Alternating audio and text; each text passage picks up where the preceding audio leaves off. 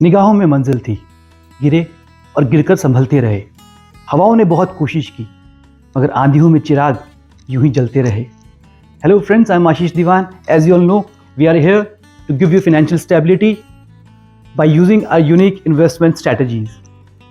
दोस्तों, मैं प्रॉमिस करता हूं कि आज का वीडियो आप लोगों के लिए एक लाइफ चेंजिंग वीडियो होने वाला है। दोस्तों, जो सीख आज हम आप लोगों को सिखाने वाले हैं, ये बहुत बड़े बड़े सक्सेसफुल इन्वेस्टर्स ने भी करोड़ों रुपए गंवाए, उसके बाद में उससे सीखकर अरबों कमाए। सुनिएगा, बहुत इंपॉर्टेंट है। करोड़ों गंवाए, उससे लर्निंग ली, फिर अरबों कमाए। यह सीखने के लिए सबसे पहले तो मेरे जो नए दोस्त जुड़े हैं चैनल के ऊपर, वो जाकर चैनल सब्सक्राइब कर लें, ताकि आपको आगे की लर्निंग्स वाली वीडियोस ऐसे ही मिलती रहें। तो दोस्तों, जानते हैं, चलिए 7 इंपॉर्टेंट कारण जिसकी वजह से नॉर्मल ट्रेडर या इन्वेस्टर इस शेयर बाजार में पैसा गंवाता है। पहला है not setting proper stop loss. दोस्तों, एज ए ट्रेडर और इन्वेस्टर हमें अपने रिवॉर्ड और रिस्क को मैनेज करना पहले से ही मालूम होना चाहिए। अगर हम अपने रिस्क और रिवॉर्ड को मैनेज नहीं करेंगे तो हम यहाँ बहुत नुकसान खा सकते हैं। इसका मतलब हमें हमारा स्टॉप लॉस पहले से ही मालूम होना चाहिए कि अगर हमें उस पर्टिकुलर ट्रेड के अंदर नुकसान हो तो कितना हो और फ़ायदा हो तो कितना हो। तो इसके लिए हमें जानना बहुत ज़रूरी है कि हम अपना स्टॉप लॉस कहाँ सेट करें। फॉर एग्जांपल, आपने कोई शेयर बाई किया 500 रुपये का।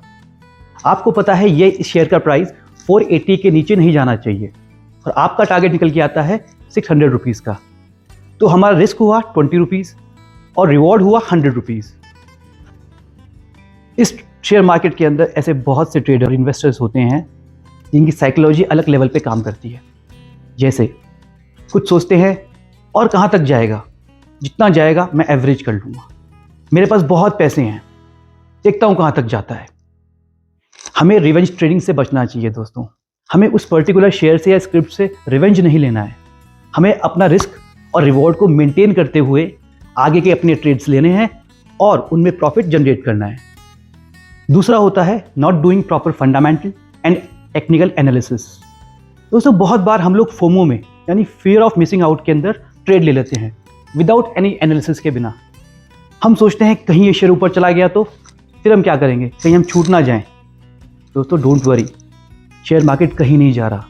आपको याद होगा कोविड के अंदर भी जिस समय सब कुछ बंद था, एक एक दुकान बंद थी, उस समय केवल ये शेयर बाजार ही था जो काम कर रहा था। ये आपके बाप दादाओं के टाइम पे भी था और आपके बच्चों के टाइम पे भी रहेगा। इसलिए कभी भी किसी के कहे पे ट्रेड ना लें, पहले खुद का फंडामेंटल और टेक्निकल एनालिसिस ज़रूर करें, ताकि आपको उस पर्टिकुलर ट्रेड के अंदर नुकसान होने की प्रोबेबिलिटी कम से कम हो जाए। दोस्तों, तीसरा है गोइंग अगेंस्ट द ट्रेंड, यानी ट्रेंड के विपरीत जाना। शेयर मार्केट के अंदर एक बहुत प्यारा सा फ्रेज काम में आता है, trend is your best friend. That means trend आपका सबसे प्यारा फ्रेंड है। हमेशा याद रखिए दोस्तों, कोई चीज़ जब ऊपर जाती है तो हमेशा ऊपर ही जाती है। बहुत रेयर सर्कमस्टेंसेस ऐसे होते हैं जहाँ पे वो चीज़ नीचे आती है। जैसे कि ये चार्ट मैं आपके सामने पेश कर रहा हूँ, ये निफ्टी का 10 साल का चार्ट है। इसमें आप देखेंगे कि हम कौन से बुल रन में चल रहे हैं और हम नीचे कब आते हैं, जब थोड़ा बहुत करेक्शन हमें देखने को मिलता है। But that's okay, but we should not take any trade against the trend. दोस्तों, जैसे अभी हमने आपको निफ्टी का चार्ट दिखाया, वैसे ही डाउन ट्रेंड में भी बहुत सारे ऐसे स्टॉक्स या कंपनीज होती हैं जो अच्छा परफॉर्म नहीं कर रही होती हैं। लेकिन हम क्या करते हैं, हम एक फॉलिंग नाइफ को पकड़ने की कोशिश करते हैं।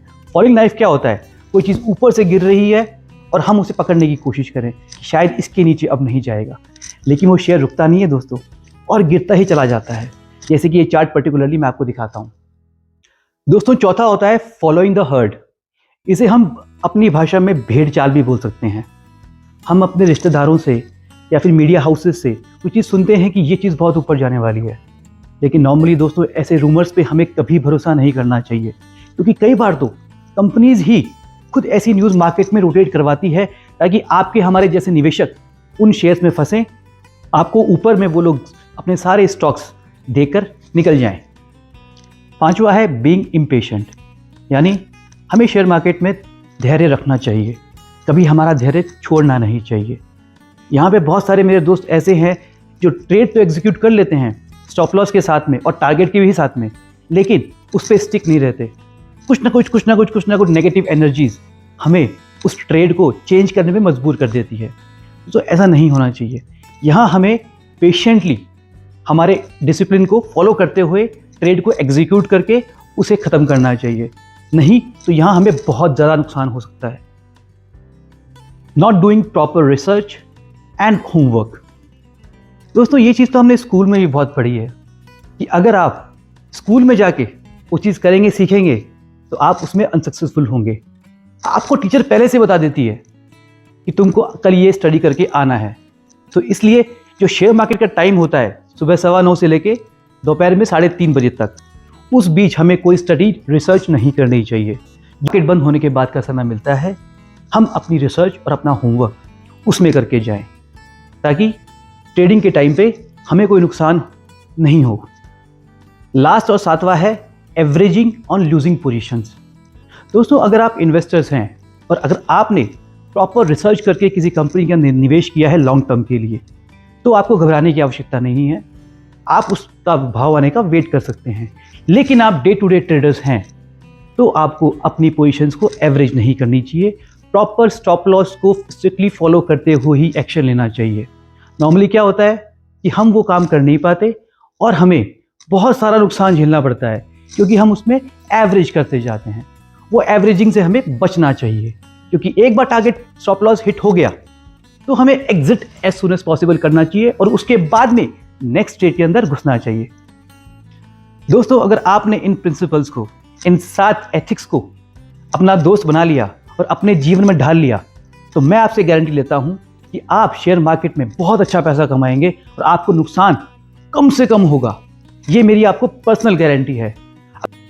दोस्तों अगर आपको वीडियो पसंद आया हो और आपको लगता है कि ये आपके काम का हो, तो लाइक और सब्सक्राइब जरूर करके जाइएगा, ताकि आगे की लर्निंग्स आपको यूं ही मिलती रहे। Because as we always say, learning is earning, so happy learning.